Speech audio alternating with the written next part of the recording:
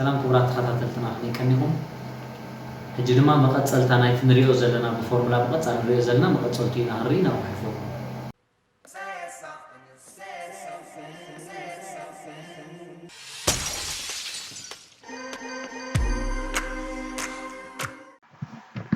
مايكروسوفت اكسل كومنت كمي غيريتو كومنت نمتاي يستعملنا ዝተፋላለየ ስራሓት ክንሰርሕ ከለና ብዛዕባ እንታይ ኣብዛ ሰል እዚኣ የእቲናያ ዘለና ብዛዕባ እንታይ ምዃኑ ንኣብነት እዚኣ ኣብዛ ሰል እዚኣ እቲናያ ዘለና ናይ ፊዚክስ ማርክ ምዃኑ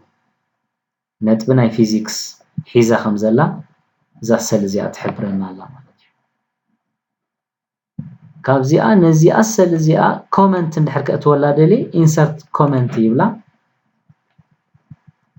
إذا مسي تبلن زلا يوزر نايت كمبيوتر تتقامي من مخانو تحبرن زلا هجي ابزيا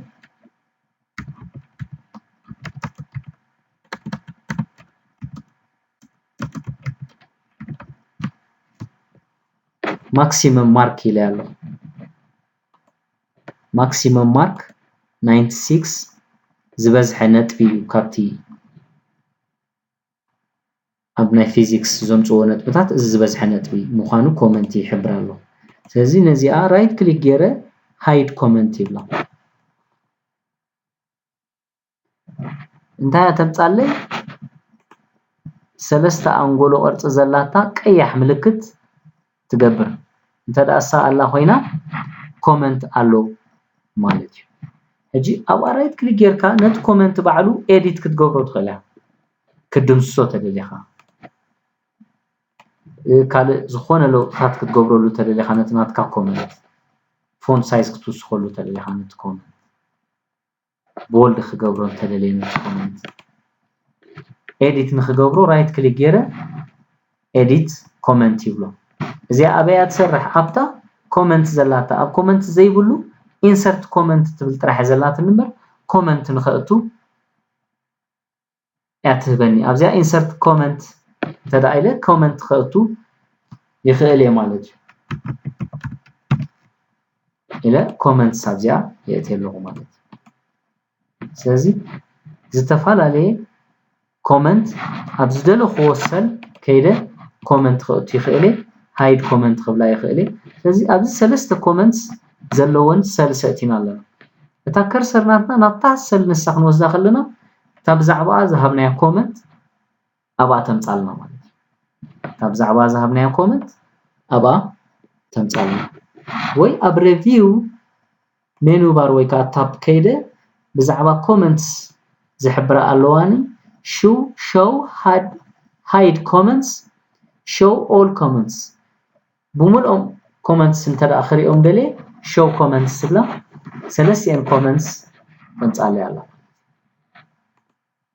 ኣብዚኣ ካልእ ኮመንት እንድሕር ኣላትን ኮይና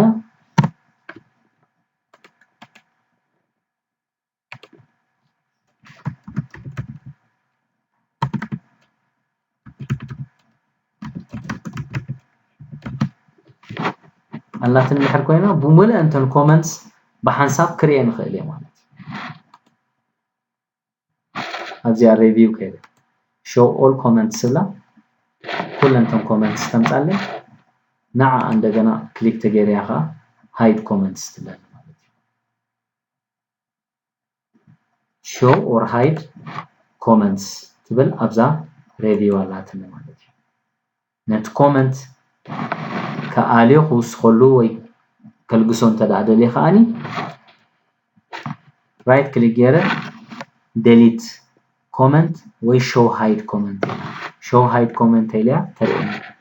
next هذا comment you next كالو comment you next كالو comment you next كالو comment you previous كالو comment you previous كالو comment you previous كالو comment you ስለዚህ ኣብዚኣ ነታ comment ወሊዓ ያደለኻ ኤዲት ክገብራ እንድሕር ዘለለ ኮይነኻ ኤዲት ይገብራ delete ክገብራ ተደሊኻ ወይ ኣብዚኣ delete ይገብራ ነዛ ኣብዚኣ ዝነበረት ኮመንት ወይ ከዓ right click ገይረ delete comment ይብላ delete comment ተላኢልያ ስለዚ ኣብዚኣ ክልተ ኮመንት ሴን ዘለዋኒ show all comments እንተዳኢለ እዚን ክልቲአን comments ዜን ተርእየና ማለት እዩ ስለዚ ኣብ ማይክሮሶፍት ኤክሰል ዝኾነ ዓይነት ንሰርሖ ዘለና ስራሕ ብዛዕባ እንታይ ምዃኑ እንታይ ዓይነት ስራሕ ንሰርሕ ከም ዘለና ብመልክዕ ኮመንት መዘከር እንድሕር ግብር ኣቢልናሉ ክሪኦን ኤዲት ክንገብሮን ተዳደሊና ኸ ከምዚ ክገብሮ ፅናሕኩም እንዳገበርና ንጥቀም ማለት እዩ